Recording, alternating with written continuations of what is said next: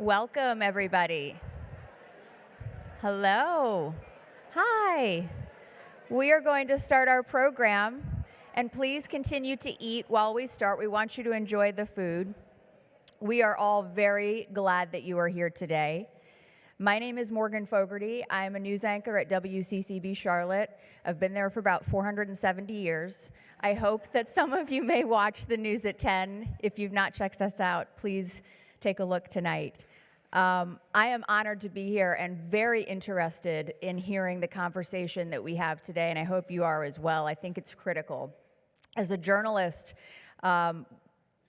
we've covered countless stories that impact our community, but the fentanyl crisis is something that is ongoing, and it is urgent, and it is not going anywhere.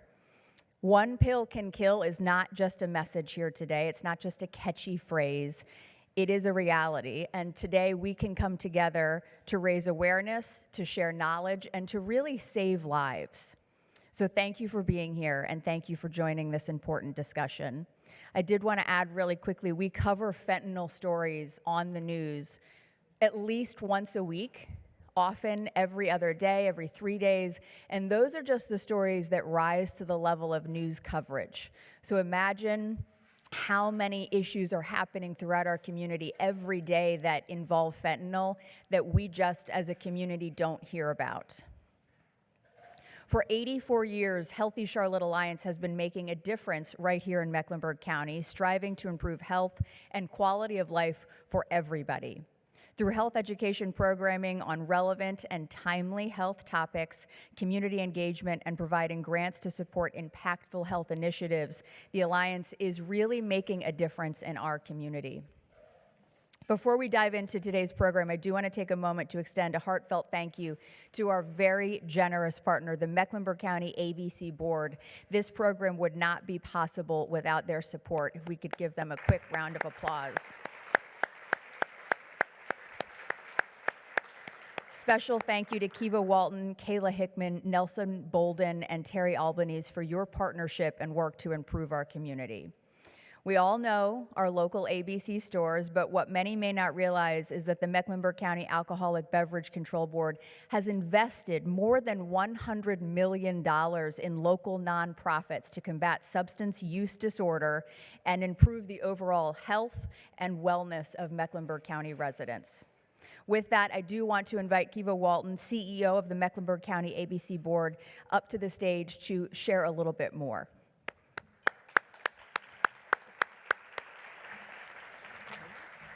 Thank you for being here. Good afternoon, and thank you for this invitation. I want each of you there to think of your family, your friends, your neighbors, your colleagues. Everybody got that picture in mind, right? Now, I want you to think of at least one person in that circle of influence that has substance abuse. And I want you to raise your hand high if you can think of one. Look around. That's why we are here. I'm painfully reminded of a heart-wrenching story of a father who lost a young teen son to one-time experimentation with fentanyl. One time. So we are assembled here, as shared earlier, to acknowledge that substance misuse is an issue, specifically fentanyl. And I think you said it so well, so many people don't understand or recognize. This is not experimentation. You have one chance, possibly, to survive. As shared for over 77 years, you may not know that Mecklenburg County has been and remains committed to public safety and healthy, safe communities. We've got a clear focus on community-based initiatives like this here today, aimed at combating substance misuse. Over those years, as you said, we've invested significant dollars in grassroots. Because again, oftentimes this message begins with our young people. And we're excited about a new grant fund that we launched this year around Too Good for Drugs. And it focuses on K through 5 education. And we've got, 25, 30 grassroots organizations who've made that happen. And thanks to Kayla Hickman, raise your hand, Kayla, and Sergeant Menderline, we now have Narcan in all our stores. And we made sure that our staff are trained on how to use that. That's another part of our commitment to this issue and continue to invest in it. Again, we seek and we value community partnerships like this. I'm happy, so happy, that we were able to invest in this event with the Healthy Charlotte Alliance. Thank you all for doing this because, again, I go back to that story I heard, and it was heartbreaking to hear that. So thank you. Through collaboration, we build together awareness and education. So we're called to be the difference, and we will make the difference. So on behalf of Mecklenburg County ABC, I want to say thank you. And one thing I'm really proud of is you can see in the logo, and we feel strongly about it. We are MEC ABC, we're 77 years old, and we are socially responsible and community invested, and we will remain so. So thank you for this, and I look forward to what comes forward from this. Have a good afternoon. Enjoy your lunch.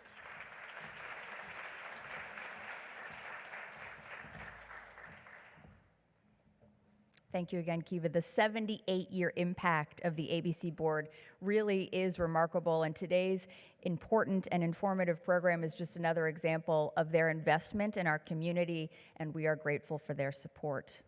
Fentanyl-related overdose deaths are rising in Mecklenburg County. This crisis is impacting our neighbors, our families, our friends, and awareness is more important than ever. By raising awareness and by fostering these informed conversations, we aim to empower people with the knowledge and the resources that they need to prevent tragic losses. We are going to hear from experts today who are on the front lines of this growing epidemic and then bring them all back up on stage for a Q&A. So I really want to urge you that as our speakers are speaking today, if you have a question that pops into mind, please jot it down, either on a piece of paper you have in front of you, or on your cell phone if you've got that out, because we are going to open this up to Q&A, and we really want to encourage your questions so that you can get some wonderful answers. It's my honor right now to present our very first presenter, Dr. Matt Zaban. Dr. Zaban, please come to the stage for us. Dr. W. Matthew Zaban, his full name, is an experienced emergency medicine physician based in Charlotte. He's got more than 35 years of experience in the medical field. He earned his medical degree from Marshall University School of Medicine in 1989, and he completed his emergency medicine residency at Wake Forest Baptist Medical Center. Dr. Zaban is board certified in emergency medicine and is a partner with the Mid-Atlantic Emergency Medical Associates. He is affiliated with multiple hospitals in our area, including Novant Health Presbyterian Medical Center, Novant Health Matthews Medical Center, Novant Health Mint Hill, and Novant Health Ballantyne. Dr. Zaban.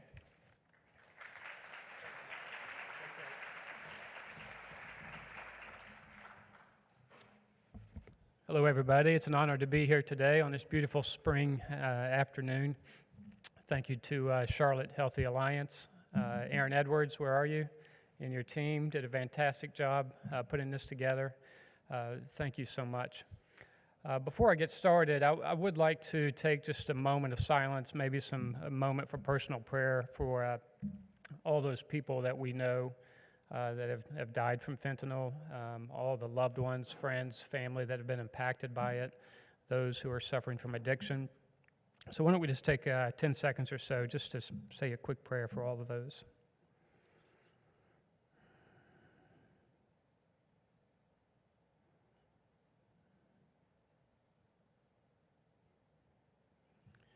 Okay, thank you. There's my clicker. Okay, so fentanyl, that's our topic for the day, and fentanyl can be a really good friend of yours if you're in the hospital and you're in a lot of pain. It's a very safe and effective pain medication, but on the other side of the fence, it can be devastating and deadly. Just real quickly, a few words about myself. Not long ago, I found myself in the maternity ward on the 8th floor of Novant Presbyterian. My daughter did this, had our second grandchild, so I'm still levitating a little bit from that. This is my family, my wife of 37 years, our other grandchild. I've got 2 daughters, my son's there in the middle. And this is a picture of me in the emergency department with my brother, he's in the middle, he's a radiologist, my other ER partner there, Dr. Martini. This is down at Matthews Hospital. So basically, I'm here to talk about the interface of where emergency medicine meets fentanyl. And basically, our main area of focus is on resuscitation and stabilization of patients that have been poisoned or overdosed. If the patient is amenable to it, we will provide some counseling for them. We will have a social worker talk to them, maybe try to get them lined up, going down the right path to recovery. As emergency physician, we're also tasked with prescribing medications in an appropriate way. So what is fentanyl? So fentanyl was first made in the laboratory in 1960, first used in the U.S. 1968. It's a very potent, very potent synthetic opioid, and so it's made in the laboratory. It doesn't come from the poppy plant that you so often hear about. Many of you are familiar with the medications that fall into this category: morphine, heroin, oxyhydrocodone, Dilaudid. We don't use Demerol and codeine much anymore, but they're also in the category. You know it primarily as fentanyl, but the trade name is also Duragesic and Sublimase, and there's a few others. So just how potent is it? Well, you can see on the slide, it's very, very potent, 50 times more potent than heroin. That's a scary statistic. A 2 milligram dose of fentanyl can be fatal. Keep that number in mind. That's also 2,000 micrograms. In the hospital, a typical dose would be 50 to 150 micrograms. So that gives you an idea of the scale of the lethal dose and a medical type dose of fentanyl. So in the hospital, we use it to treat severe pain. On sicker patients, we may use it to treat pain and sedation. I know Dr. Williford is here, anesthesiologist. He may have even more experience with the medication than I do. But some examples we use in the emergency department would be like if you came in with a ankle fracture dislocation or a shoulder dislocation, we may give you fentanyl.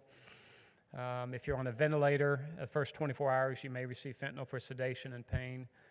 And cancer patients also use fentanyl patches, which is a very effective way to deliver pain medication if you can't swallow or if you've built up a lot of tolerance to opiates. And so we see patients on that. So let's talk about illegal fentanyl or illicit fentanyl. So as you can see on the top there, this is why people abuse the drug. And then you can see some of the trouble they get into if they get too much into their system. It affects your breathing. All opiates can cause nausea and vomiting. And the thing we worry about the most is when you vomit, it can get into your airway or aspiration. And of course, it can make you stop breathing, cause coma and death. So one of the big problems with illegal fentanyl is there's no oversight, there's no control. If you go to the hospital, there's oversight, you know exactly what you're giving, how much, but you don't really know what you're getting on the street or wherever you may be. Oftentimes it's mixed with cocaine, heroin, amphetamines. There's fake pills out there that we're going to talk about. And the counterfeit pills, you can see the dosing. You can get a really tiny amount of fentanyl in a fake pill, or you can get enough to kill 2 people. So that's, remember, 2 milligrams is the fatal dose, and some of these pills can have 5 milligrams of fentanyl in them. So you don't really know what you're getting. You don't know if it has fentanyl in it. If it does have fentanyl, how much does it have? You just don't really know what you're getting. So there's the scale of the problem. So 5 grains of sand, if that is fentanyl, that's enough to kill you. Think about that, just 5 grains of sand. Okay, said another way, a teaspoon of fentanyl or one of those little packets we use of sugar to put in our coffee, that can kill 2,000 people. It's almost hard to comprehend how potent it is. And it's sold in a lot of different ways. The most common we see, and our officer expert here can talk about powder and pills and other ways that it can be distributed. So the things that look like Skittles, I guess on your left, you may have seen this in the news a couple of years ago. They did this to market to adolescents, teenagers, make them look attractive. These are fentanyl tablets. They've killed many, many people. And then you see the comparison of the authentic tablets of oxycodone and those that have fentanyl in them. And who knows what else they may have in them. Our other experts can talk about that also, what we're seeing mixed in there. So they look a lot alike, too. This alprazolam, or Xanax, as you may know it. There's a bar of Xanax, the real thing, the white pill on the upper right. And then the fake one that has fentanyl in it. And then the real and the fake oxycodone. It makes some of these pills that look like Adderall tablets. So I'm sure there's been many accidental overdose where people say, hey, just take this Adderall. And somebody who doesn't know any better will have a poisoning or an overdose. Okay, so these are if you want to break it down, the types of overdose and poisoning that we see. The one I see the most in the emergency department is probably number 4 and 5 on the list. Those people that have been using it daily or weekly, they build up a tolerance to it, and then they've got to get a little bit more to get the effect they want. And sometimes they miscalculate and they end up, seeing me. Also, people that have been in jail and they get out and they think they can pick up where they left off, they oftentimes overdose, or somebody who's been abstinent or in a program, or somebody that's been, 6 or 12 months without their, drug of preference, and then they start using again. They think they can start where they picked up or left off, and then they overdose. Well, they're all tragic, but the really, really tragic ones are young people that are dying from this. They get poisoned, they get tricked, they don't know what they're getting into. If you can just imagine our younger selves when we were teenagers, and what a big influence peer pressure is. You can just imagine yourself out one night with your buddies, and and they're talking about, being a tough guy or girl or whatever, and they're saying, hey, try this. It's just this, or it's just that. Well, it's not. It has fentanyl in it, and so that's how it happens oftentimes, and it can happen in the other phases too. When you're just experimenting, or you're forming the habit the first 20 or 30 times, you're not really sure what you're doing. So it can get you in many different ways. Okay, we're getting towards the end here. Some poisoning or overdose presentations. These are probably the common ways I see people in the emergency department. They will overdose or be poisoned pre-hospital, and a friend gives them Narcan, or a police officer, or a first responder fireman, or the medics, and then they show up at the hospital awake. Sometimes they're in withdrawal. They're really, vomiting. They feel terrible. Withdrawal is agony. And so some of them just run out of the ER. They're afraid they're going to get arrested. They don't want to talk to me, or they just run out.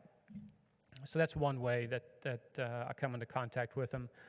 Another way is that they get Narcan either in the ER or before they come to see me, and then they have altered mental status. Narcan didn't quite do the job. So we see this a lot with fentanyl. They need higher doses, repeated doses of Narcan. And the third way is Narcan works, but they start drifting back into semi-consciousness or coma. And oftentimes these folks have to be put on a Narcan intravenous drip, and they get admitted to the hospital. And then lastly, we see patients where they overdose and their friends scatter because they're afraid they're going to get arrested, or they're using by themselves and there's nobody around to save them, or they were discovered 3, 6, 12 hours later, and they come in critically ill, and they get put on a respirator or a ventilator. They go to the ICU. Some of them recover completely. Some of them have chronic brain injury. So there's a whole spectrum of fentanyl overdose and poisoning. And lastly, addiction is complicated, okay? Some people like to simplify it. Some people say it's one of these things at the top. Some people say it's a little bit of everything. But it's complicated. Some of the other experts may elaborate on that. And lastly, it's very common, just like the gentleman who was up here first said, raise your hand if you know somebody.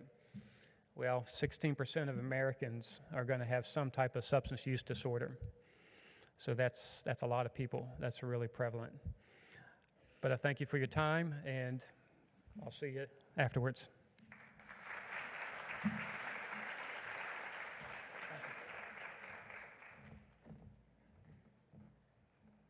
Thank you to Dr. Zuban. That was very interesting. I was taking some pictures of those slides because I want to be able to refer to them, and I want to be able to show my children what this drug is and what it can do. So that's the science behind fentanyl. The next speaker we want to welcome up is Dr. Nicole Anderson. Dr. Anderson is a clinical psychologist in private practice in Davidson, but today she joins us not in her professional capacity, but as a mother of 6 children, ages 17 to 33, including her beloved son Matthew, who tragically lost his life to fentanyl poisoning at the age of 20. Dr. Anderson.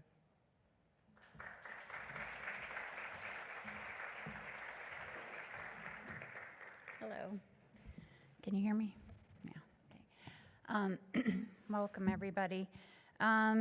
So yeah, I'm not here as a psychologist, and I'm not even here as a regular person who speaks in front of people. I really don't want to be here, if I'm being quite honest. I don't like talking in front of large groups. I think most of us don't. And also, I'm about to talk about, the most painful thing that has ever happened to me and to our family. So I just want to say something about that and why. So why am I here? I'm here primarily for 2 reasons. One is that in my capacity as a psychologist, I do have to do continuing ed programs. I have to go to conferences, And I've been to a conference on the opioid crisis. I've been to something here in Charlotte about this, and I learned about fentanyl. And I left that having no idea that this could ever touch my family,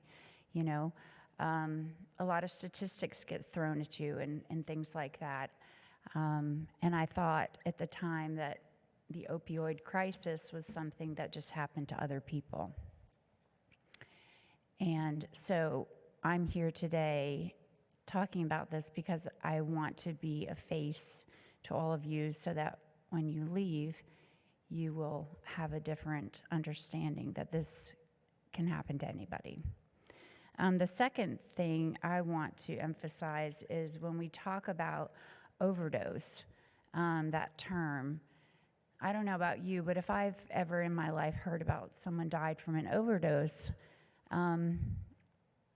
well, what does that sound like to you? Like, what does the word overdose sound like?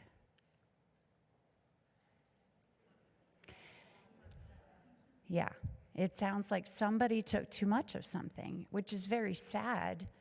But, if your kids don't have a drug addiction problem, then you wouldn't think that it would touch you.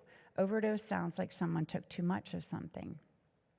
So the second thing I want to leave you with is the word poisoning, because to me that's more of an accurate representation of what happens to many people when they die from fentanyl.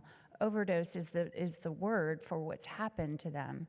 But to me, if I put something in your water right now and you don't know it's in there, then that's poisoning. You've been poisoned, okay? And that's what happened to my son, and that's what happens to a lot of people, even people who do have drug addiction issues. If they think that they're taking one thing and fentanyl has been added to it, then they don't know what they're getting. So to me, the appropriate term is fentanyl poisoning rather than just overdose. Okay. I didn't know I was going to be able to see the pictures. That's my son, Matthew. Oh my goodness. I gave her pictures to put up here, and I didn't know she was going to use all of them, and I didn't know I was going to be able to see them while I was talking. So, but it's okay. He's beautiful. So I am the lucky mother of 6 children. I had 3 daughters, and then I had 3 sons in that order. Matthew is the oldest boy. He's adored by his older sisters and worshipped by his little brothers. And we miss him every single day.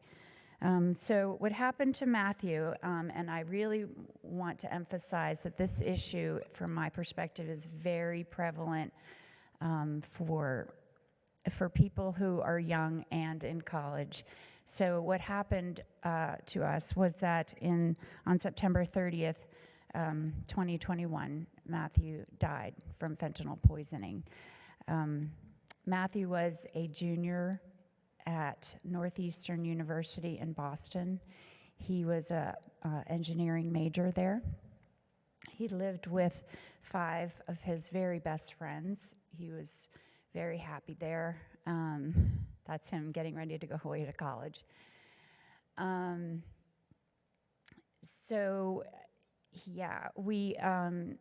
We got a call from the Boston Police Department saying that they had found Matthew dead in his room at home from an apparent opiate overdose. So in addition to being, that's all 6 of them with me. In addition to being, he's the tallest one there, but Jack and David are now taller than he was. Anyway, so I'm going to lose my train. He always liked carrying his brothers. He would put them over his shoulders all the time. Anyway, we were devastated, but also very confused, because to our understanding, Matthew didn't do drugs, and to his friends, they were confused. He was home. He wasn't at a party. He was just in his room. It had been a Wednesday night. He'd eaten dinner with his friends. He played Xbox. He was studying for a test the next morning. So we were very confused as to what happened. Over the course of the next couple of days, his friends found in his bedside table a packet. Yeah, now he's on a banner. They found a packet of pills that looked like Percocet, and there were 9 pills there, and they called the police, and they came and got them and looked at them, and they looked like Percocet. You cannot tell the difference, like the picture he showed earlier. And a few days after that, his friends, they knew his password on his phone, and they looked on his phone, and they saw a snap pop-up of a menu from, I guess, a drug dealer who had sold him the pills, and it looked like, it's like a menu of Percocet, which is a pain reliever, Adderall, Xanax, things that you can buy. So we assume that's how he got it. It probably came in the mail. But the one thing we did know is that Matthew did not want to die. We don't know exactly why he bought the Percocet. He had been an athlete his whole life, and he'd had broken bones and surgery, so he was familiar with Percocet. He'd hurt his back that summer working for a moving company, so we don't know if he was in pain from that and didn't want to bother going to student health, or if he was trying to sleep. We don't know. Since then, I have learned a lot about this, and the people that are here today are going to give you a lot of statistics and a lot of information, but I want you to understand that this can happen to anyone, and especially if you have young people in your lives. As young as middle school, if they have a cell phone, they have a drug dealer in their pocket.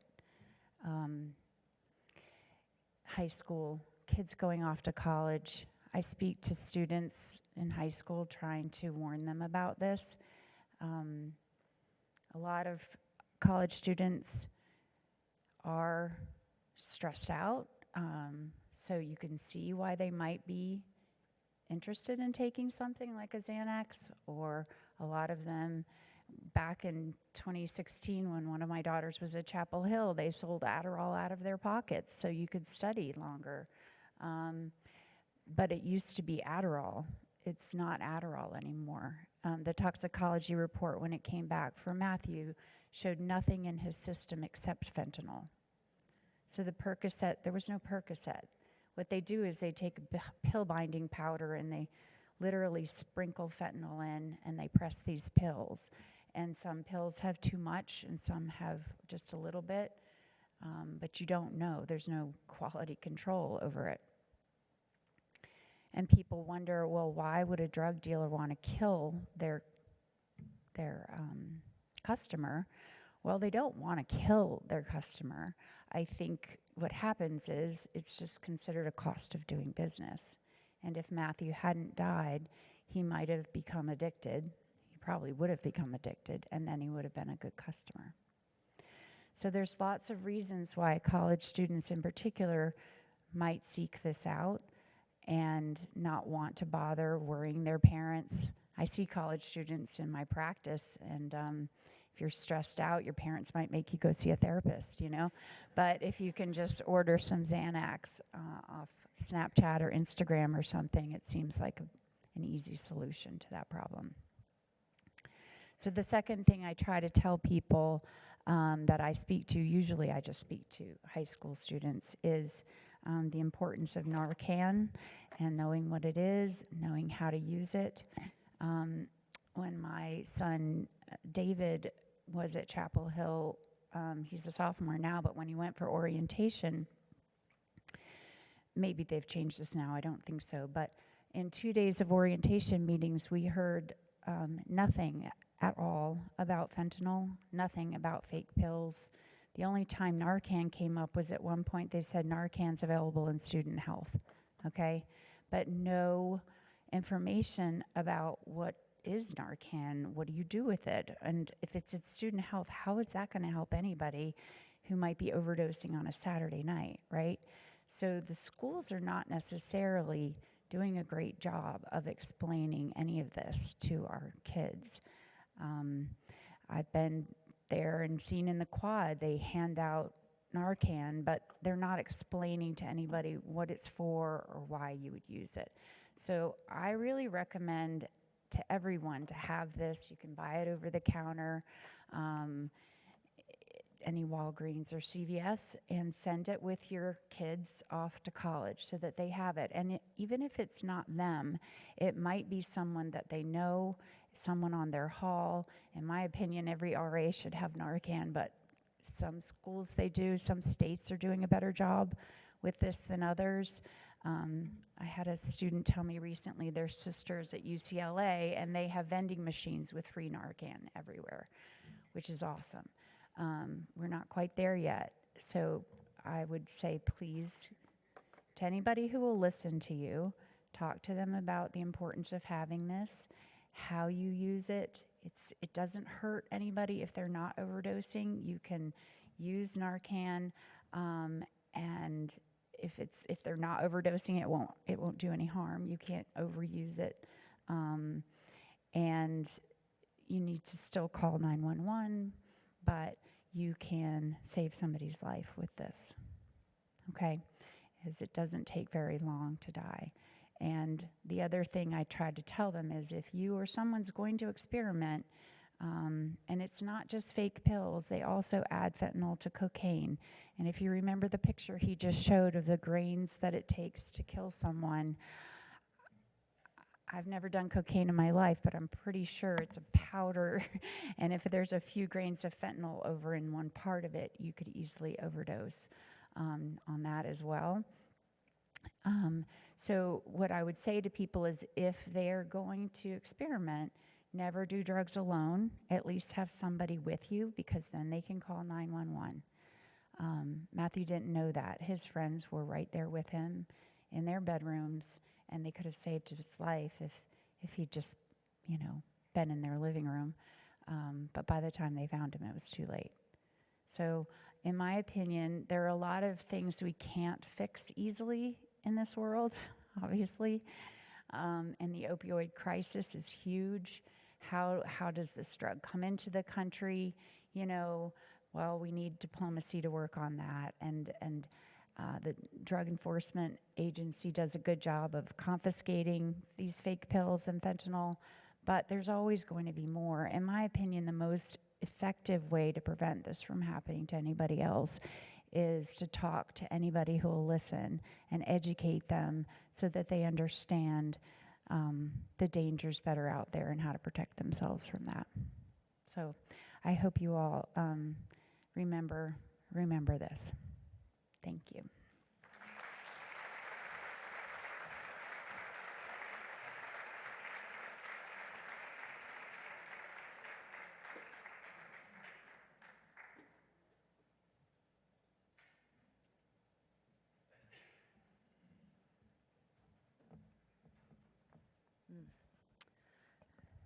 Dr. Anderson, thank you again for sharing your story. Your willingness to be here today, and I know, like you said, this is not a place you want to be, hopefully saves lives. And I would underscore not just having the conversation with the people in your family or the people that you know once, but repeatedly. Because as we know, especially with young people or anybody, the more they hear it, the more they might remember it. Our next speaker is a dedicated law enforcement officer on the front lines of the fentanyl crisis. Lieutenant Robert Sprague has served with CMPD since 1998, working in patrol, street crimes, and financial crimes before he advanced to leadership roles. As a lieutenant, he oversaw patrol services, special operations, and later served as executive officer for the Investigative Services Group. In 2023, he assumed command of CMPD's Covert Operations Bureau. He led the Vice and Narcotics Unit, Federal Task Forces, and the ABC Unit. A SWAT negotiator since 2003, he now commands the team. With extensive experience in investigations, crisis negotiations, and public safety, Lieutenant Sprague provides valuable insight into modern law enforcement strategies. Let's welcome him to the stage.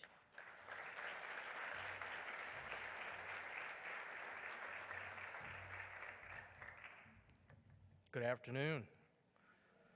I have to tell you, when you hear your bio read, I don't know, it seems like a lot right there. Goodness, I don't remember doing all that, but apparently. Thank you. As she said, I'm Rob Sprague, lieutenant with CMPD. I've been with them for 27 years. Throughout my career, I've held several different roles, as you heard. And currently oversee our Covert Operations Division, which includes our Vice and Narcotics, our task force groups, which are a part of FBI, ATF, DEA, and our ABC unit, which is the Alcohol Beverage Control Unit. I appreciate this opportunity. Thank you, Aaron, for reaching out, allowing me to come and speak on this crisis that's impacting our community. And especially at an alarming rate. Fentanyl is not just a law enforcement issue, as we have heard from the first two speakers. This is a community issue, it's a public health emergency, and it is affecting every family in one way or another, every school, and I can assure you, from my position, it affects every neighborhood. Well, it's in front of me. So some of the current trends that we have here in Charlotte, I'll kind of touch on some of that. This is what was on the screen. You'll see this is what we did as a Vice and Narcotics unit in 2024. This does not include the entire department in and of itself. This is just the group in which I command. Before I touch on those, though, over the last 5 years in Charlotte, Mecklenburg, we have seen the fentanyl overdoses become the leading cause of overdoses for us. We had reported 211 overdose deaths in 2023, which was an 8% increase from 2022. 119 of those 211 deaths were fentanyl related, and we're still waiting for about 77 more to come back for toxicology, but we would anticipate that they will have some form of fentanyl related to it. So you're talking almost 200 deaths out of the 211 overdoses, so the vast majority. Also, to help put it into perspective, in Mecklenburg County, we have about 100 homicides per year. Well, we had 211, so we more than double our homicide rate in overdoses. Nearly 2/3 of those deaths were 50 years and younger. That was their age. The majority, of course, are from 20 to about 40, but 40 to 50 did have a group in there. No, I don't want that yet. All right, I'll come back to it. So as you see, the stats there on the board, they're pretty alarming, to be honest with you. When you think of the amount that we seize in 1 year alone, cocaine, just because it's shipped in very large quantities, that's why you see so much of it. Fentanyl is a lot smaller when it's shipped into Charlotte, but 129 pounds, as the doctor said, I mean, just think about, that's millions of deaths that it's capable of doing.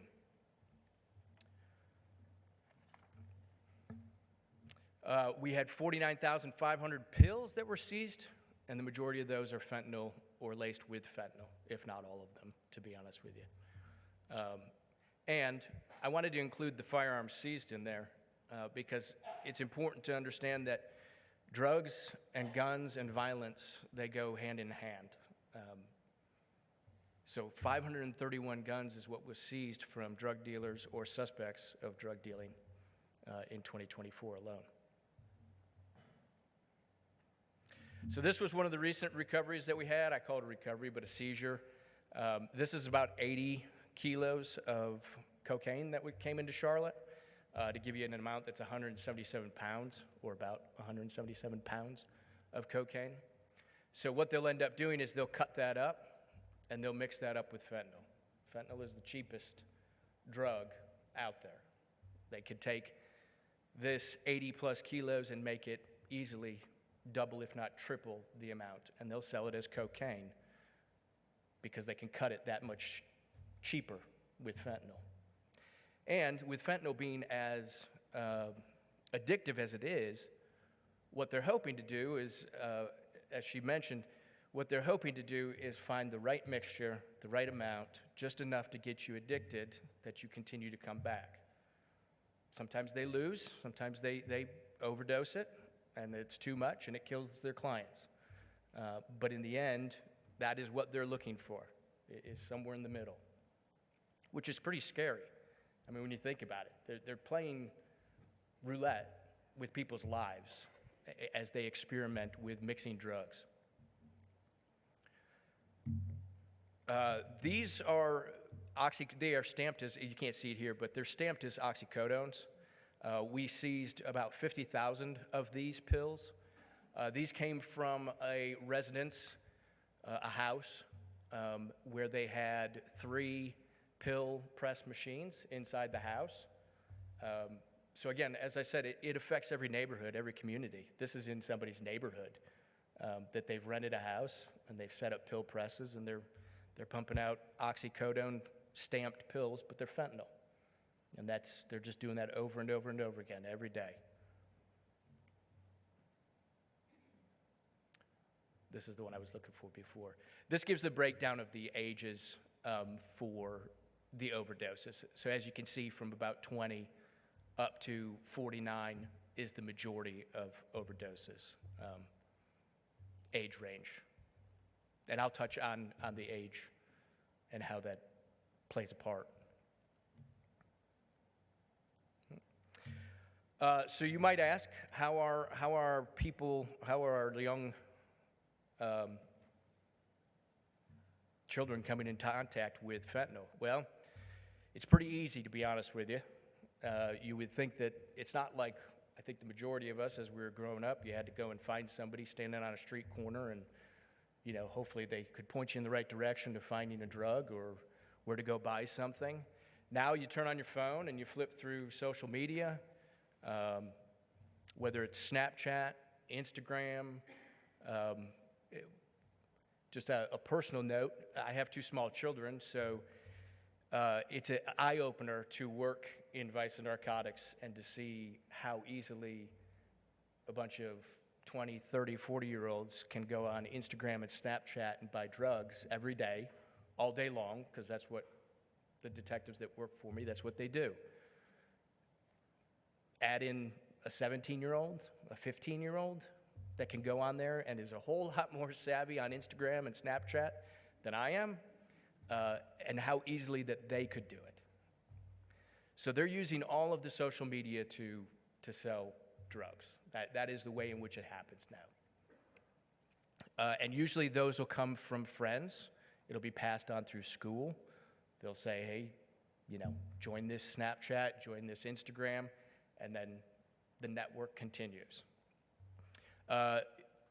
As many of us, there is still the party culture. You hear about it, you dabble in marijuana, you dabble in different types of drugs as you grow up, many do. But with fentanyl, you have no idea what you're actually consuming. You may say that I'm going to go and buy some marijuana. Well, we've seen it mixed with fentanyl. So when they smoke it, you're smoking fentanyl along with marijuana. We've seen it in cocaine. We've seen it in every drug here that we have seized. It's a rarity that when we test the drugs that we have seized, that we don't find fentanyl in it, that we actually find true cocaine or meth or heroin. It's very rare nowadays to actually find what you think that you're buying. We'd set up deals all the time for cocaine, for meth, and it's always fentanyl, everything we buy. The other way that they're coming in contact with it is peer influence, and misinformation.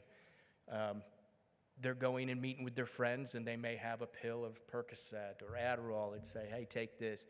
But unless that person is a doctor and it's being prescribed from CVS or Walgreens or some other reputable location, you can probably rest assured that it is fentanyl or has fentanyl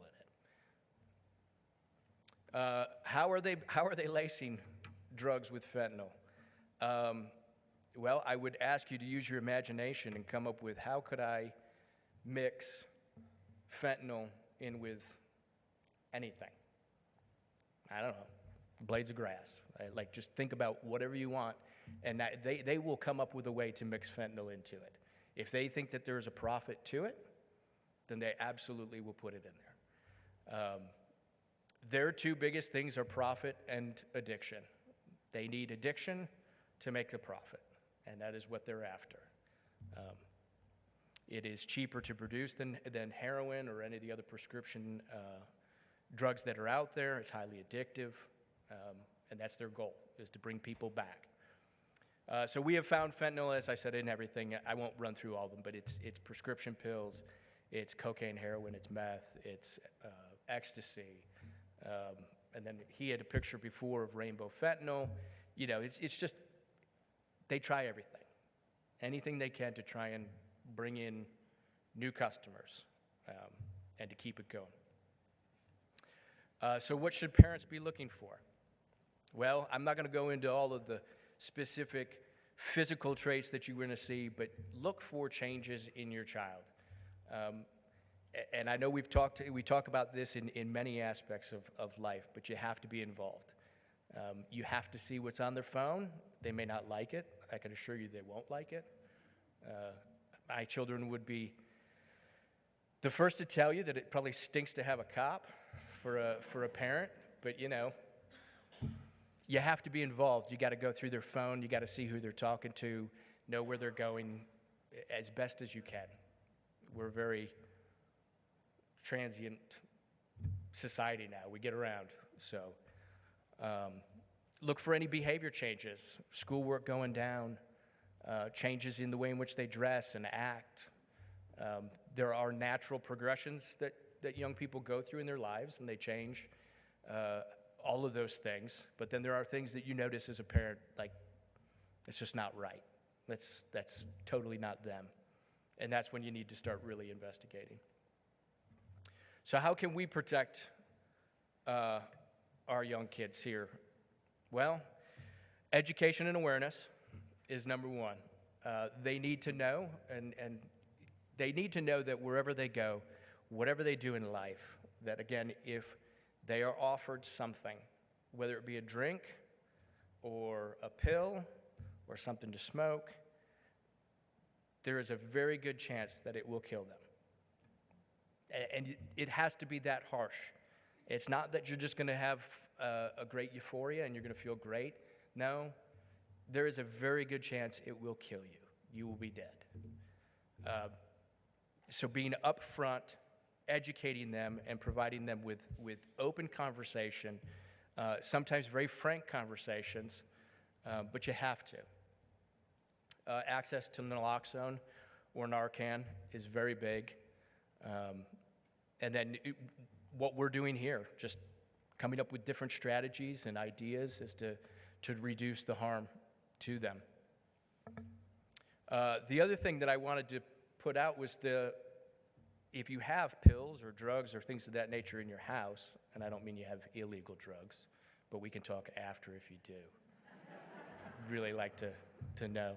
But if you do have drugs in your house, they're expired, there's many places to go and drop these off. Don't let them get out into the general public. Sometimes if you throw them in the trash, you don't know what's going to happen to them from that point. We have drug drop boxes at our headquarters. I know CVS has them. I think Walgreens probably has them. You can go, you dump them in there, and they will be disposed of safely. So keeping that from getting out there. I'm sure you guys will come up with some good questions for me when it relates to what we do. But I do want to leave you with this. Fentanyl is probably the most dangerous drug crisis that we have faced.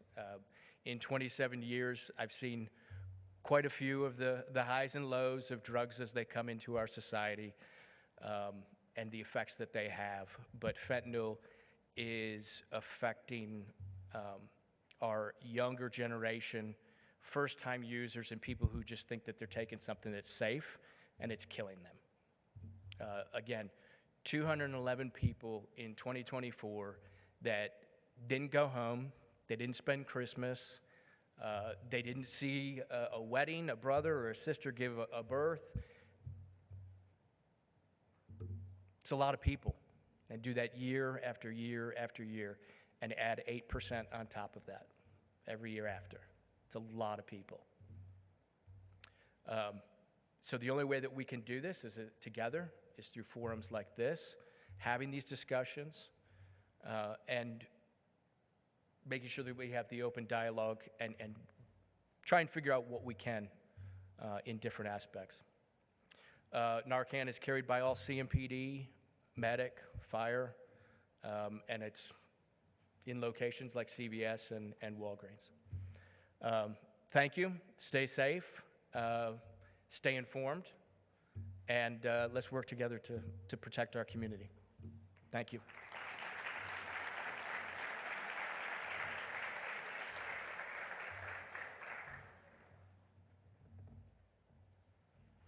Thank you, Lieutenant. That was very interesting. All right, we're going to take a brief break. We're going to take a deep breath, and we're going to do a couple giveaways. If you've registered for this program, your name is already in this jar of names. And I think, okay, Aaron's up here. We're going to do our first giveaway is a box of stress relief and self-care cards. This is, you're going to need it, especially after today. We're a little stressed. This contains effective exercises for mindfulness, meditation, anxiety relief, stress management, and relaxation. I'm going to pull a name. And the winner is Kara Filia. Must be present to win.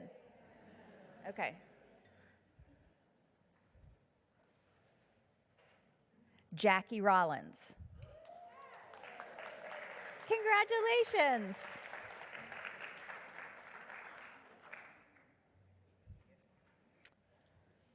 Next up is an aromatherapy essential oils roller set, offering a natural way to manage stress, anxiety, and emotional well-being. Our next winner is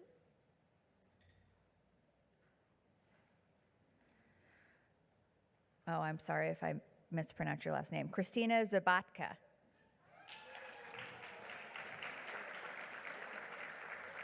How badly did I say your last name? Close? Okay, close. All right, we're going to do more giveaways a little bit later in the program, but we do want to introduce you to our next speaker. Our next presenter is Sally.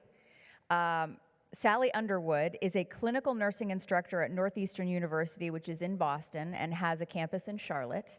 She holds a BSN from Lenore-Rhine University and an MSN from UNCW, along with a certification in addiction nursing.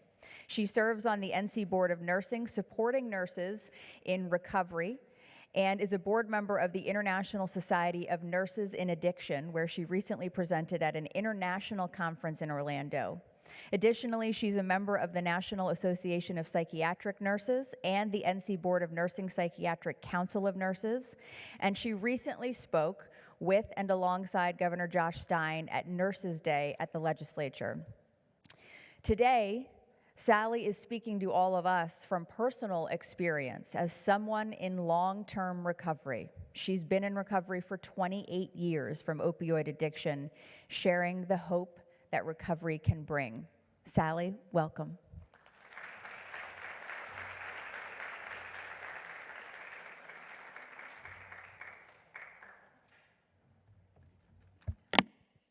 I know most time people can hear me, but they can't see me. So anyway, so what I want to tell you is my story. And my story is one of how far recovery can bring you. It started innocently with having surgery early in my career, getting a prescription for a pain pill, taking that first pain pill and thinking, wow, this is what I should feel like all the time.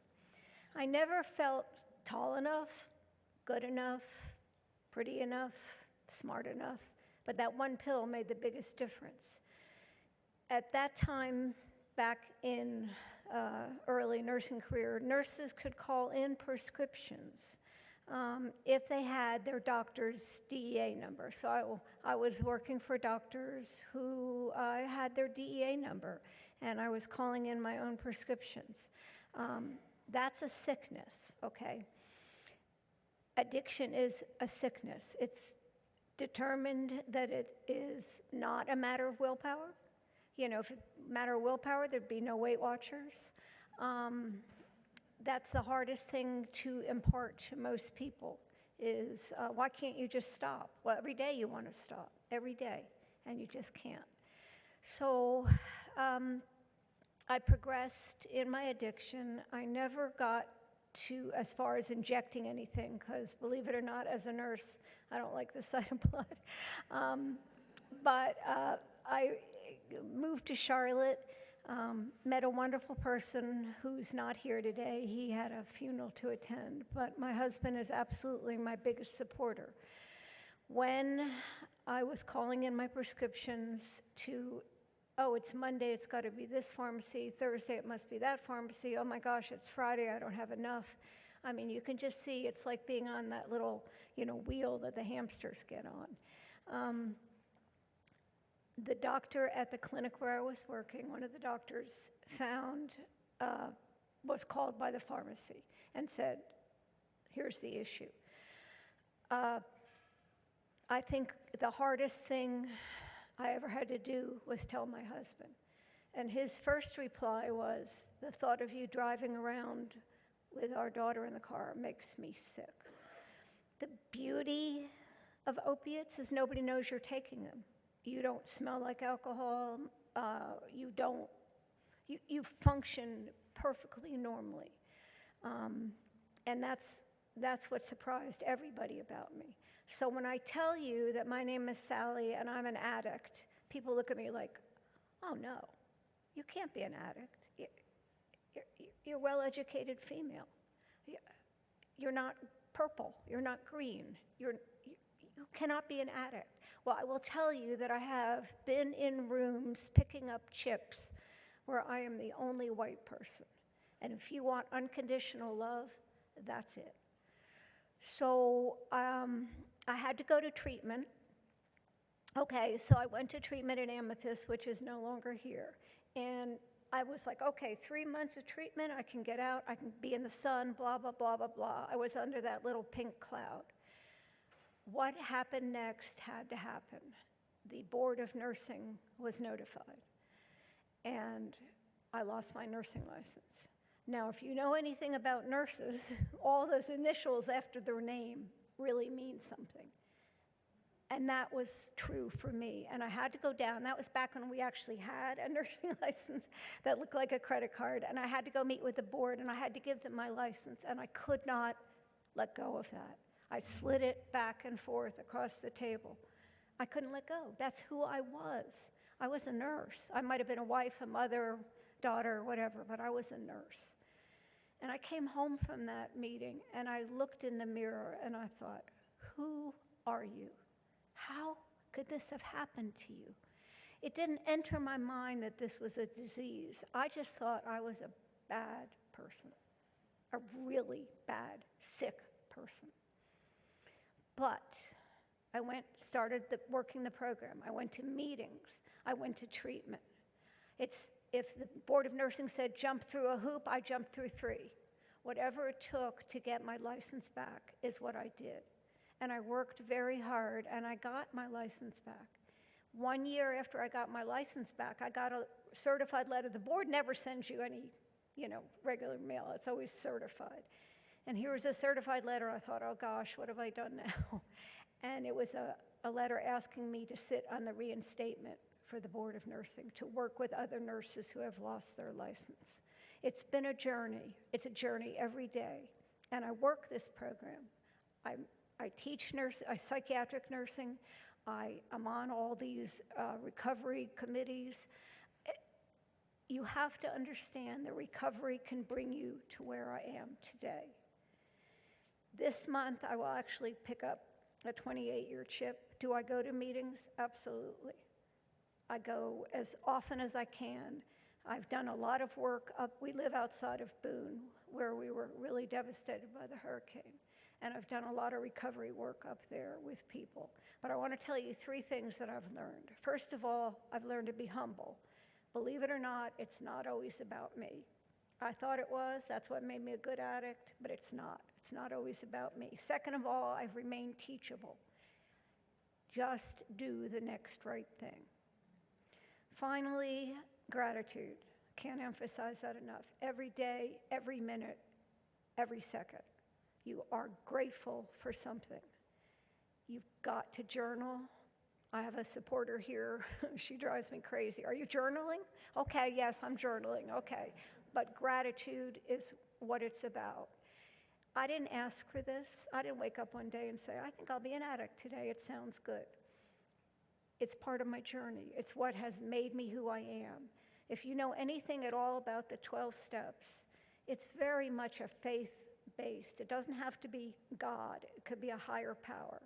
Now, my husband, on the other hand, one of the steps is the 10th step, and it essentially says, when you're wrong, you promptly admit it. He'll be like, oh, honey, you got a 10th step, that one. You're wrong. And I'm like, get out of my recovery. When I'm ready, I will 10th step this. But I'm sorry he can't be here to defend himself. But I just want you to know that I'm so grateful for this program. It's hard to break my anonymity and come in here and tell you that I'm an addict. But if I put a face to the name, you may indeed have someone in your family. Work with them. Ask them if they're okay. Suicide is big. Suicide is so big in our young people. but ask people, can I talk to you? Can I listen? Can you talk to me? I don't know how else to impart to you how grateful I am today to be standing here, but I am, and I want to thank you for your time.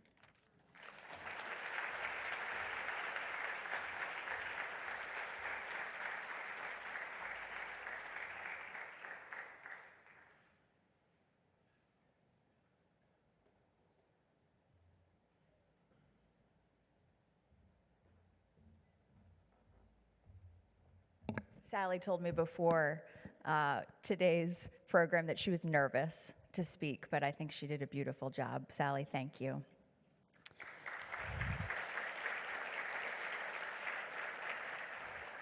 Our final presenter today is Dr. Bonnie Coyle, Medical Director of Mecklenburg County. Dr. Coyle is a board certified in both preventative lifestyle medicine and has more than 25 years of public health experience, including serving as Public Health Director for Cabarrus Health Alliance and Chair of Community Health at St. Luke's University Health Network. She was an associate professor at Temple St. Luke's Medical School and lead physician for Hearts Clinic, a student-run free care clinic. Dr. Coyle holds degrees in nutrition, medicine, and epidemiology, and completed a health services research fellowship. A U.S. Navy veteran, she earned medals for her service during Operation Desert Storm. Let's welcome Dr. Coyle to the stage.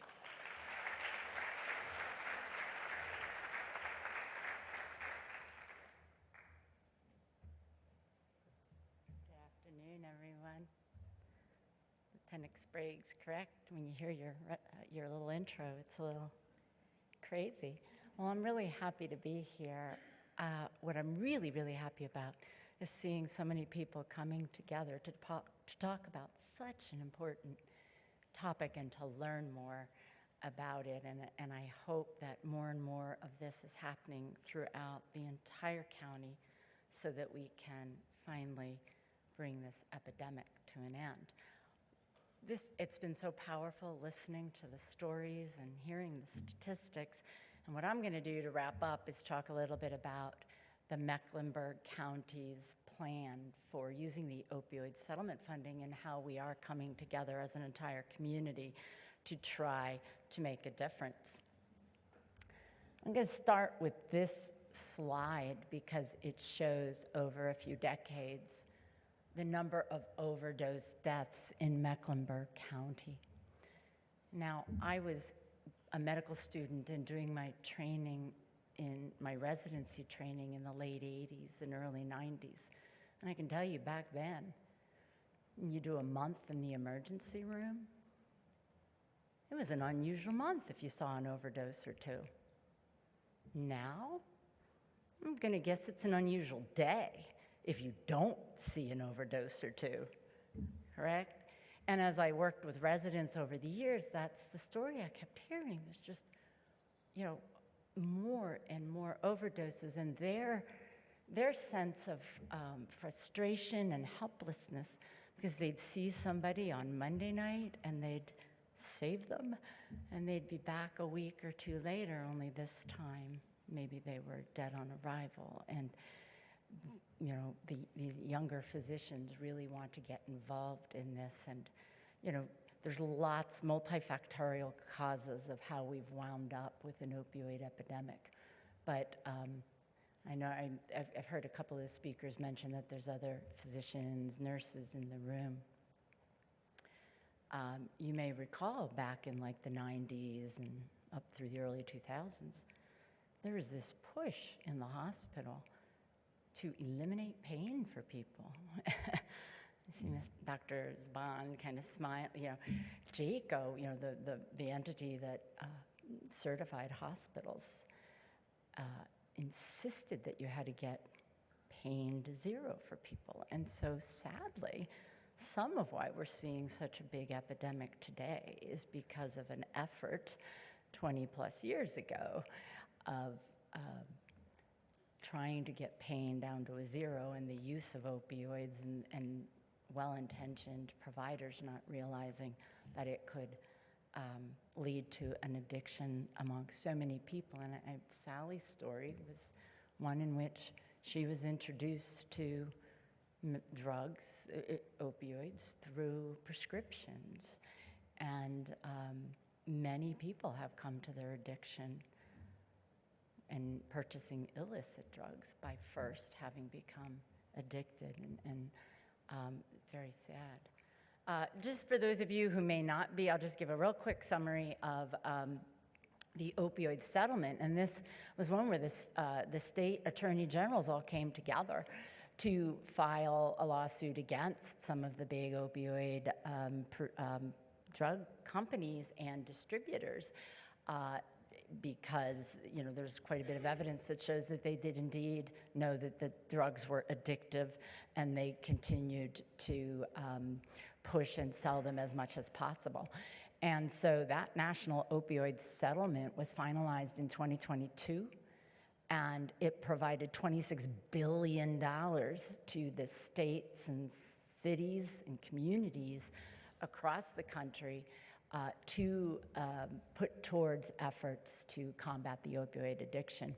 North Carolina will receive about $850 million, and what will come to Charlotte and Mecklenburg County over the next 18 years is about $74 million. We've already received at Meck County about $21 million, and are starting to distribute that over the past year or two to a number of agencies in order to combat this epidemic. And I really give a lot of credit to North Carolina and then State Attorney General Josh Stein, who's now our governor, for really pushing, making sure that we put the money towards evidence-based strategies that really had a chance of making such a difference. And what you'll see here is the evidence-based strategies that North Carolina compiled and insisted that the communities and counties that were taking the settlement dollars to address their community epidemics would need to pick from one of two different lists of evidence-based strategies to implement in their communities. And so Mecklenburg County has been very focused at implementing many of these evidence-based strategies that you see listed here, and we're going to continue to do that over the next 18 years so that we can make a difference. So, as I said, about $21 million has already come to the county, and in our first phase of spending in 23 through 25, we have provided over almost $11 million in some of our key priorities that you see listed here on this slide. We are very focused on funding early intervention, which is looking at youth prevention and education programs, trying to stop folks from engaging in use of substances to start with. We're also focusing on evidence-based addiction treatment using funding agencies who use Suboxone, methadone, other medications to help people move away from their substance use. We are also putting dollars towards syringe services programs. The Queen City Harm Reduction is one of the main community agencies that is working on the harm reduction associated with syringe services. And then we are doing naloxone distribution. You will see you all have received a kit today that contains naloxone. I encourage you to take them home, give them to a friend or loved one who you know might know somebody who does have a problem with substance use, so that they have it available to hopefully save someone's life. We're also recognizing that we have to support recovery, and a lot of times that includes making sure that folks have housing and employment services, because one of the fastest ways for someone to relapse, to go back into using drugs, is if they lose their housing or they lose their job. And so looking for ways that we can help folks address those particular issues. I won't spend much time talking about this. There are handouts out at the table that Danielle Crawford was staffing at the beginning. Danielle, you want to raise your hand? Danielle's with the health department, and we have the health department is who's providing the naloxone and has a table out there. There are handouts there if you're interested that list all of the funding areas that the county is focused on and who has been funded, so that you can get involved and support some of these efforts. You see here listed the entities right here in Mecklenburg County that are focused on early intervention and evidence-based addiction treatment, and then recovery support services and recovery housing support. There's an effort in the substance use disorder world called Housing First that, again, a lot of times programs, well-intentioned, would say, well, we're going to provide you housing, but if you use, you will get kicked out. Well, one of the best ways to assure that someone will relapse and use over and over is if they use once, and now you've kicked them out of their housing, and now they're really stressed and not sure what to do. And so the effort to move towards, hey, recovery is a continuum. We have to help people where they are move closer and closer to full recovery, and punishing them by kicking them out of, firing them from jobs, or kicking them out of housing programs, or even treatment programs won't likely get us where we're trying to go. So we're funding some employment-related services too. And then the health department, as I mentioned, is who is distributing the naloxone. And we have been distributing thousands and thousands of doses of naloxone out into the community in general. And to what Dr. Anderson said, like, there isn't enough out there, and it's not really on college campuses so much, but we're getting it there. We've given it to Davidson College. We're planning on putting a naloxone vending machine, which you see pictured here, at UNCC next year. We already have these vending machines at 2 of our community resource centers in the county, and our detention center also has them. And individuals can come and just by plugging in a code can get naloxone anonymously, so that they can take it home to use for a loved one or someone. And this is what a naloxone, this is what it looks like that's in your kit, okay? It's so simple to use. You just put your 2 fingers right there, put your thumb on that plunger, get the person on their back who might be experiencing the overdose, sort of tip the head up a little so you've got a nice open airway, put it right up into the nostril till their nostril hits your finger, and then press that plunger. And the whole dose goes in, and hopefully the individual who may be experiencing that overdose will start to have a reversal of that overdose, may start to move in that. If after 2-3 minutes they haven't, you can administer get a new kit and administer that. And having this available and out in communities is starting to be one of the ways that we are finally seeing the downturn in that curve I just showed you before that has been going up and up. We have now moved into phase 2 of our funding with the county dollars and have invested another $5.5 million into various efforts in the community.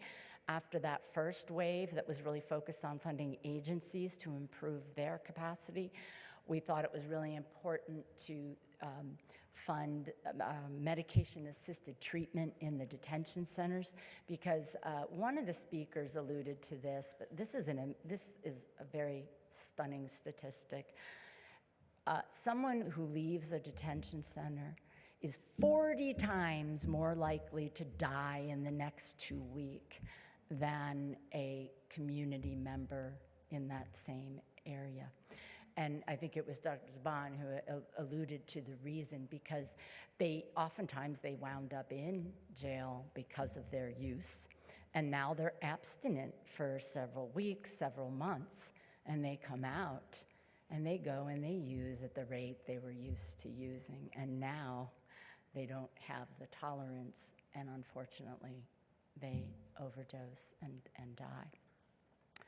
We're also funding some reentry services, again, having peer support counselors, working with folks, helping them get back integrated into the community. And one thing I'm really excited about is our PORT team. That stands for post-overdose response team. And this is working with our public safety partners. It looks like Lieutenant Sprague had to go, but with medic and our police and our fire, to, as we're seeing, unfortunately, hundreds and thousands of people being transported to the hospital due to use of drugs. A PORT team is a follow-up team who contacts them either immediately or within the next 24 to 48 hours to try to help that person get connected to the care that they need. And we're also going to be putting even more money into our naloxone distribution to try to make a difference. So in the interest of time, I'm just going to move quickly. I've touched on why it's so important that we are addressing opioid use in our criminal justice system and helping folks re-enter into society with support services. Our health department, in addition to participating with the county on the opioid settlement dollars, has also received a grant from CDC to collect surveillance data, statistics, and really understand what is driving our epidemic. And this map shows you all the states that have funding right now to address this. And the main focus areas of this grant are, again, on collecting that morbidity and mortality data, oftentimes from medic and emergency services, police and fire, to understand where drug use is occurring and how we can move into those areas with outreach to try to reduce the rates. So our grant works with the community at large, public safety, and then health systems to focus on harm reduction and linkage to care, getting folks connected, from when their public safety has responded to them, to getting them into linkage to care, to get into treatment programs. And with the health systems, we are working at making sure that all providers who prescribe medications understand when it would be appropriate to use opioids, when it is not, and how to use non-opioid analgesic methods to help people who have pain. In fact, opioids are not a very effective method for reducing chronic pain. They're really meant more for acute pain, but sadly, it's more the addictive nature of them that has folks who have chronic pain saying, this is really helpful, this is helpful. It's because they're addicted and they're going through withdrawal when they stop using them. So already showed you the number of deaths in Meck County. This shows you the related ED visits that we've had, and you see in 2023 there in the graph, that was the highest rate we'd seen in a number of years. But gratifying to see 2024, the number is reducing. And 2025, though we're only a few months in, is also on track to have less than the year 2024. So again, we're hoping that with all of our efforts, our education, naloxone distribution, that we are going to finally start getting that curve going in the right direction. We put surveillance reports out from the health department. If you go on the Mecklenburg County Health Department website, you can get to this data if you're a data geek like I am. And also, I thought I had it on here. You can also go on our website to get to, if you want to get more naloxone, or you know people who would like access, a quick survey that they fill out, well then they can come to one of our sites to pick up naloxone. You can get it over the counter, but it's it's not cheap. It's $40, $50 for the container that you're looking at on your table, and that might be more than some people can afford. So we want to make sure it's out there. I have my email up here. I am passionate about succeeding at controlling this epidemic, and if you want to get involved or you have thoughts and ideas, would love to hear from you.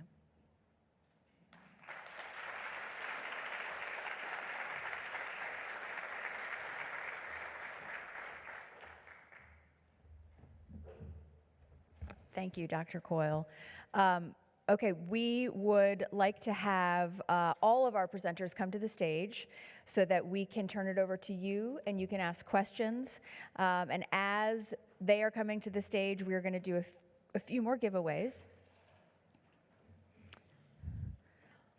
Our first giveaway is another set of daily mindfulness cards designed for stress management, anxiety relief, calm, and wellness. And our winner of these, Ryan Grammatico. Is he here? Must be present to win. Okay, we'll do another one. Karen Worrell. Congratulations, Karen. Up next, we have some adult coloring books and coloring pencils, perfect for calming. It's a calming activity, promotes mindfulness, helps reduce anxiety. I know it might sound a little silly, but I keep seeing more and more research about the benefits of coloring and how it really can help people unwind. It reconfigures your brain. It's really fascinating. So the winner of the coloring books is Kendra Edwards. Not here? Okay, another chance. Let's see.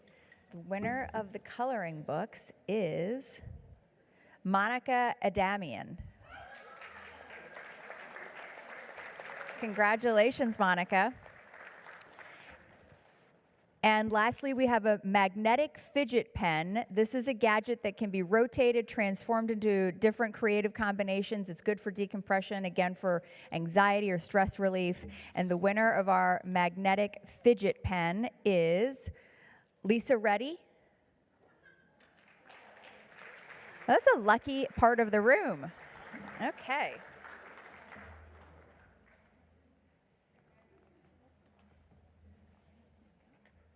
Okay. All right, now is the chance that we have for everybody to engage with our presenters. Aaron, where do you want people to? Oh, right here. Here's the microphone. So if you can start making your way, if you have a question, don't be shy. This is a very welcoming, encouraging crowd. We do want to hear from you. While you all are making your way up, I'm going to start with Dr. Anderson because we have a lot of parents and grandparents in the room, and we've learned that a growing number of drug poisoning victims are not long-term drug users. This can happen very quickly. It can happen the first time anybody ever takes something that perhaps they think was something else. Doctor, what steps can parents and grandparents take to help prevent the young people in their lives from this risk? Well, I think being honest with them, telling them about the dangers that are out there. And, that's why I'm here today, to tell my story. And so use that information, use our story, our name, make it real for them. I think statistics just go over kids' heads. And so I think you have to speak honestly to them and tell them these are the circumstances that you might find yourself in, and these are the dangers. And instead of just, saying no, you have to tell them what's out there. And, I know that my son didn't intend to overdose and die. So I think he was trying to get pain relief. So I think you just have to be honest with them and tell them what's out there and tell them, the facts, basically, and arm them, again, with Narcan and make sure they understand that they can help someone. I try in my talks with people to say, even if it's not you, it could be someone else. And I remind them that they should always call 911. There are a lot of heartbreaking stories out there about kids who get scared and leave when someone starts to overdose, and that you should never leave. You should call 911 because you will not get in trouble if you are just trying to help someone. And so just giving them information, because it's everywhere out there, and we're naive if we think that it's not. I even have a story from someone I know whose daughter was at Chapel Hill and was at a party, and someone offered her cocaine, and she said, "No, thank you," and the person blew it in her face. So, telling your kids that it's out there because it's out there and you need to be ready. That is terrifying. Do we have anybody who wants to come up to the microphone? Ma'am? You have to come all the way up here, I'm sorry. These are the rules. It seems like a lot of the efforts that are being made, and thank you for them all as a mom of a teenager, seem to be kind of after the fact, how to rescue the person and how to help the person recover. Is there any feasibility to something that can detect fentanyl in something that where you don't think it, like the thing you can dip in a drink? Is there any possibility? I've heard of those. Actually, you can buy fentanyl testing strips on Amazon, I've seen. Do they work? Yeah, the drug testing strips, they are, we have just recently, I'm sorry. There are drug testing strips. There are some communities who have even created opportunities for people to bring their drugs into a location, and they help them test them to tell them what's in them. There are also ones that can be given to folks who can use them in their own homes and check. As you can imagine, that has, can sometimes cause controversy. And so we are aware that Queen City Harm Reduction is getting, has availability of those kinds of testing strips. And Thanks. Just add to They're that, though. actually, And I think Sally wants to they're add too. using them in Boston. Charlotte might be a tad bit behind, but they are using them in Boston. But I just want you to know that that doesn't encourage people to use. Our goal is to keep people alive so that we can eventually, hopefully, get them to treatment. But I think these strips are absolutely the way to go. I just want to say one caveat about that, though, because from what I've been told is that they're not foolproof. And if you remember the graphic about how few grams it takes to kill someone, if you put a test strip in a container of cocaine, for example, and it doesn't touch the fentanyl, it's not foolproof. Also, pills, the test strips don't work on those because you would have to crush it. I was told at one point the only true way to detect fentanyl in something like cocaine is to dissolve it in water. And I don't know about you, but I don't know people are going to dissolve their cocaine in water and put a test strip in it. So I'm just a little skeptical about the test strips. From what I understand, they're not foolproof.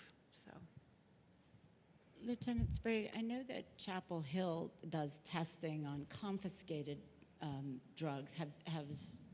Have you all ever sent any to them? Because it's how we can, not only is there fentanyl in the supply, but you may have heard of like xylazine, and it seems like every time you think you start understanding what's in the supply, whoop, they Change it. they change it Sure. again, and they keep getting stronger and stronger. I don't know the ratio, but xylazine, I think, is significantly stronger even than fentanyl, which you just saw how strong that is. And so it at least helps you understand what might be circulating through your community so that you can warn individuals. Yeah, our the CMPD's lab will test the drugs for us. We don't send them to the SBI. We do that in-house.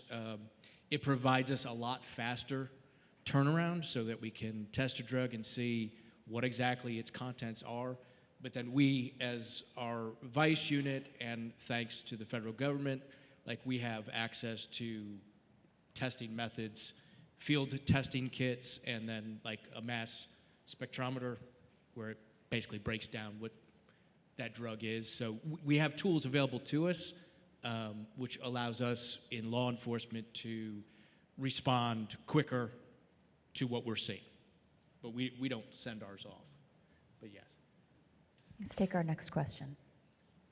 My question is, a lot of parents do not realize their child is doing drugs. And if you should see your child laying on the floor, is there some way you can tell that maybe this is a drug overdose? Are they sweating? Are their eyes dilated? What can we look for?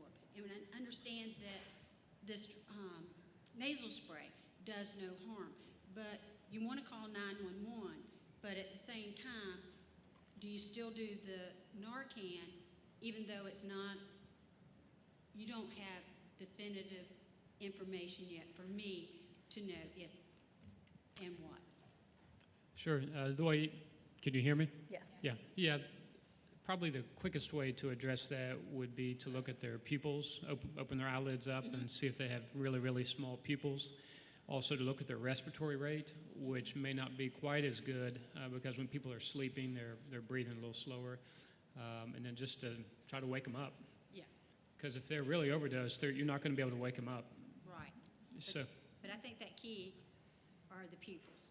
That would definitely tell me, go ahead and do it. That's probably the most reliable unless Yes. anybody else wants to jump in on that. Well, and you also said a really important point that I forgot to say when I was demonstrating naloxone is call 911 first. Yes.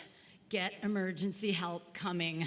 Yes. Because it may be an overdose. It could be something else. Yes, And so initiate the emergency system, administer the naloxone. It won't hurt. If it wasn't an overdose, it isn't going to hurt. And then if they are not breathing, rescue breathing. If you don't have a pulse, then you would even start CPR. Okay. Thank you.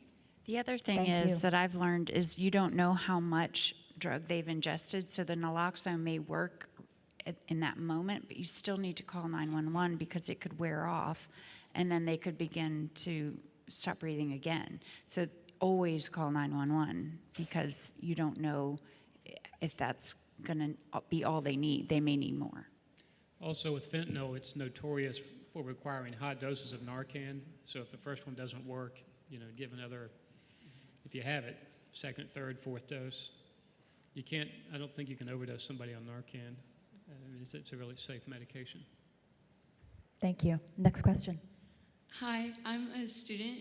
I'm with a group of students from UNC Charlotte, and we were just curious as to what you guys think we could do as individuals at our campus to make a difference on this issue and spread awareness.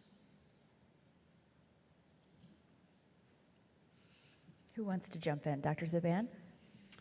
Well, I'm glad you're asking the question, and I'm glad you guys are here. And I think prevention is the biggest bang for your buck, I think, is in prevention. That's where I'd like to see people talk about because that's where it all starts.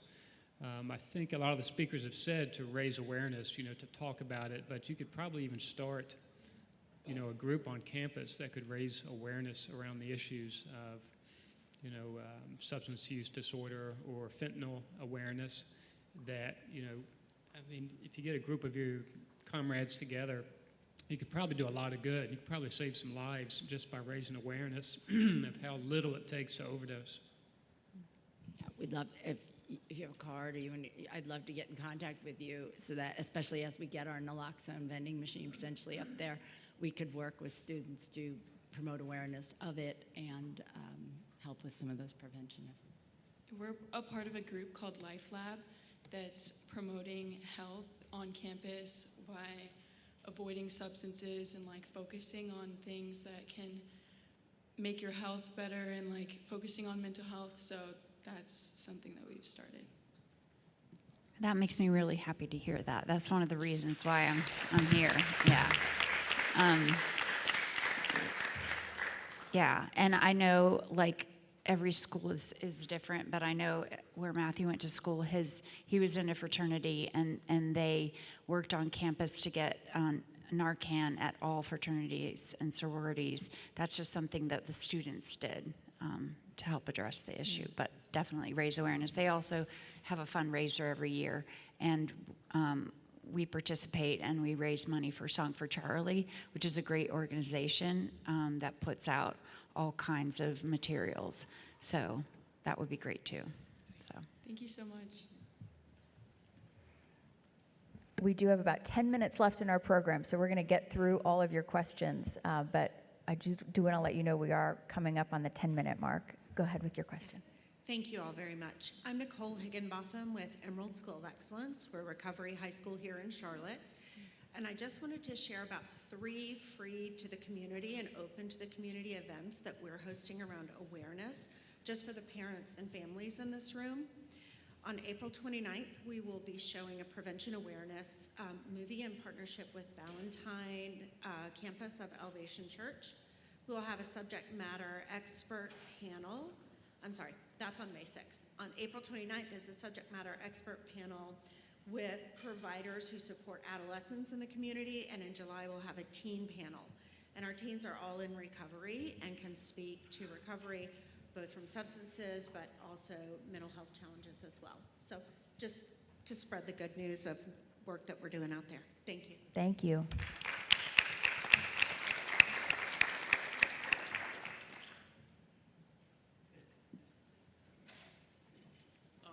I'm John Williford.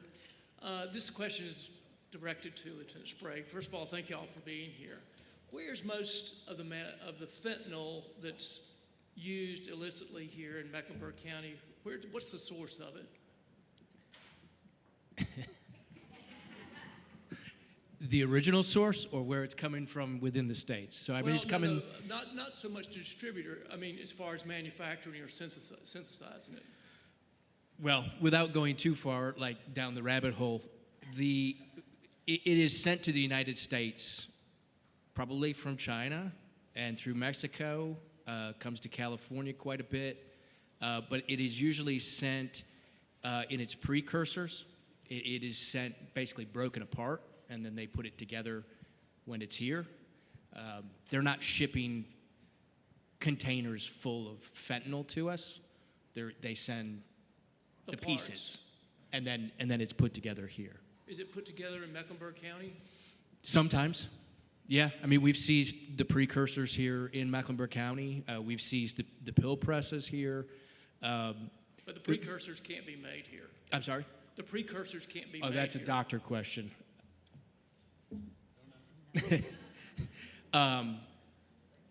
Mecklenburg County is unique. I mean, it's got 85, 77, 40. I mean, it is a huge hub.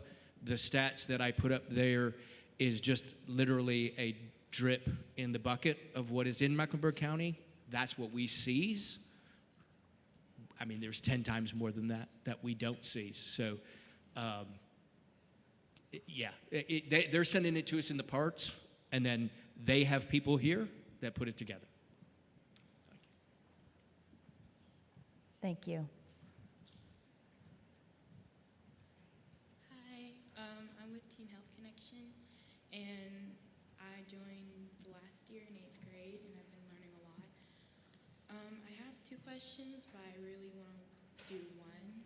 So since they're using social media for sources for drugs on where to get them from teenagers and adults alike, do you think parental controls help a lot with limits or a lot less? That's a great question. I think when we talk about parental controls, I think it's involvement.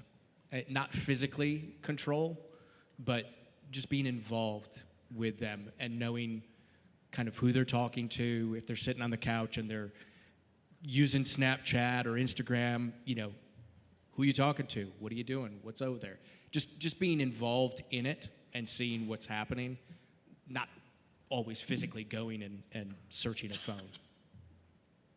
Well, with devices now, with the new update on the phone, you scroll to the very end of your phone and you scroll down and it has hidden apps you can only get into with a passcode or a Face ID, which can probably be easily accessed, but not many parents know about that, not even mine. Look for the hidden apps. Yeah, but I don't use that, but She doesn't use them. She would never. but I do know a few people who would, mostly for messages. Probably because of the drug use today, but do you think it would be an invasion of privacy if parents were to know about this more? Like the updates on phones like this? On their kid's phone? On everyone's? Yeah. I would probably venture to guess that they're in the same boat that I am, that they pay for it. So It's yours. in reality, it's your phone. There is no real privacy or expectation of privacy to that. So, yeah. And then I am curious about this too.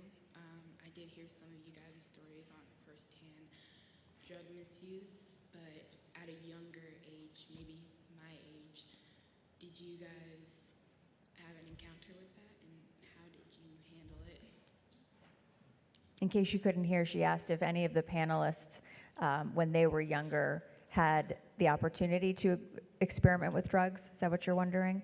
Yeah, like experiences it firsthand, secondhand. Like, did their friend happen to get into it without them knowing, and they found out later? I think it would probably be rare for any of us to say that we didn't have that experience, but I'll let the panel weigh in. I think, I'm a product of the 70s. We all smoked marijuana. And what I tell my students is it was pure then. You don't know what you're getting now. But the thing is, I tried to, like alcohol, it did nothing for me. But taking that first pill that was the key. But who knew? I mean, I had no history, no family history, no pre-warning. And that's true that so many people innocently have back surgery or whatever, and they take that first pill, and it's just off to the races. So, marijuana didn't do it for me. Alcohol didn't do it for me, but oxycodone, that was it. So. In the interest of time, I'm going to just move on to the next woman behind you with questions, but thank you for coming up. That was wonderful. Those were great questions. Good afternoon. My name is Ankidra Reynolds. I'm also here with Teen Health Connection. I'm on their board. I have a question. You mentioned that the Narcan supplies and vending machines will be at Davidson College, UNC Charlotte. What about Johnson C. Smith University? Representation matters, right? And oftentimes, information and support and services is like for HBCUs or Black and Brown students in those areas is secondhand. And I'm assuming it's also in that, in our communities. How are you all working on that to making sure the services and supplies are disseminated fairly and equally across specifically universities and probably even some high schools? Yeah, just want to, if I said that we have a vending machine at Davidson, we do not. We provide them, just not Yes. because they've asked for them. We will work with any community agency or college that wants to get the supplies. So if there's folks it. No, I didn't go to JCSU. I'm not going to claim it. But I was just saying, oftentimes for Black and Brown, our communities, it's second. And so with this as being so major, and it touches everybody, no matter socioeconomic status, race, gender, religion, just making sure that they know it's available. And oftentimes it's I didn't know to ask that question, or I didn't know it was available. And I also work in healthcare, so I see it both ways as well. We're focusing most of our efforts right here in the city in the areas where there's higher levels of poverty, higher levels of minority individuals, because that is where many of our we're using our data to drive our efforts. But we are also seeing some overdoses, quite a bit of overdose and death in some of the surrounding towns, and want to make sure we don't leave them out, since the money is also supposed to help them. So yes, we definitely are focusing. That's why we have them at the community resource centers. They're in very heavily impacted communities throughout the city. Okay, thank you. Yeah. Thank you. And Thank you for our final question of the day. Kind of relates to that. Yes, my cousin, Leah Stillwell, died. She was 30 years old. She went into cardiac arrest at the Fat Parrot on Mount Holly Huntersville Road, September 24th, 2022. We still don't have answers. Her toxicology results came back inconclusive. The Narcan was not given, and so that's my question: is bars and restaurants around Charlotte, are they required to have Narcan at their locations? And should they be? I don't believe they're required, Or but by law, should they be, as a bar, when you know you're going to have young people there? Yeah. I mean, she wasn't a drug user by any means, Mm-hmm. but was provided something that night. Yeah. That, We'll gladly work with them. so, But yeah, I it's hope they're not actually in a business really anymore. good, it's a good thought and strategy, and that's like what we want to hear. Right. Like, what are all your well, thoughts? I was just wondering, like, what Yeah. what the law was, if there was a law put into place, if you're a bar. Yeah. The general estimate is that 70% of overdoses occur in the person's home. That is the most common place that someone will use. But, so some of our effort, that's why we're trying to get it out to the general community, so they take it home with them and it's in their home, so that, God forbid, something happens, they can react. But that's a very good idea. I think will our folks say from the also ABC that CMS, Charlotte Mecklenburg Schools, now have Narcan. It took a while to get them to do it, but they now have Narcan on site at their schools. Thank you. We're Thank you. providing that for them. One more for the- quick, Just a yeah. quick, it is not a law or required, but as we in all our stores now have it. So hope by example, others will adapt. I want to thank you all again. And one last thought I'd say is, I'd love for us to collectively create a community scorecard so that how are we doing? We're doing a lot of great stuff, but what's the impact? And then that can become the springboard to have these conversations with folks. So I loved your data. I'm a data geek, love it. But how do we grow that up and really have a substantive impact? And lastly, to the parents, our law enforcement team offers hidden in plain sight. So it's a wonderful experiential on learning about where things might be hiding that Pringles can might not be a Pringles can. So reach out to us and we can make that available. Thank you. Thank you to everybody for being here today. A round of applause for our panelists and all of you, our guests. And again, thank you to Dr. Coyle and the generous partners at Mecklenburg County for providing the Narcan that you have on your tables. Please take them home with you. Keep it with you. Give it to somebody you might know. You never know when you could use it. There are also journals on your table for self-reflection, mindfulness, stress management. And finally, there's a Pop Fidget wallet that attaches to your phone case. That's a practical, tactile way that you can manage stress as well. Before you go today, there's also a survey on your tables. If you could just take less than 30 seconds, they're really quick. Yep, thank you for holding that up. To let us know what you thought of today's program, and if you'd like to be notified in the future of Healthy Charlotte Alliance's upcoming health education programs, you can just leave those surveys on your table. We'll gather them as this program concludes. Thank you so much. I hope that all of you learned something. I know I did. Thank you to our panelists for being here. Really informative. Thank you all. We hope that you enjoyed this and learned something, and hopefully we can continue to save more lives. Have a wonderful day.